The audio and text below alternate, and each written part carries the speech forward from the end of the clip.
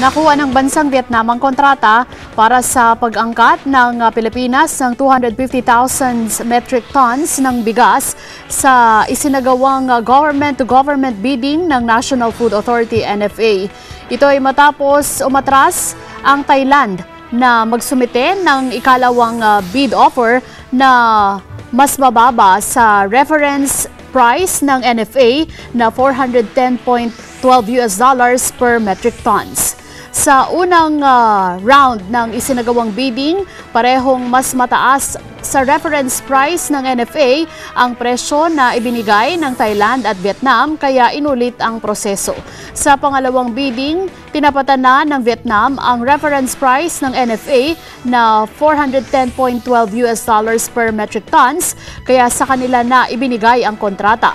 Pero ayon sa Vietnam, 150,000 metric tons lang ang kaya nilang mai-supply sa Pilipinas.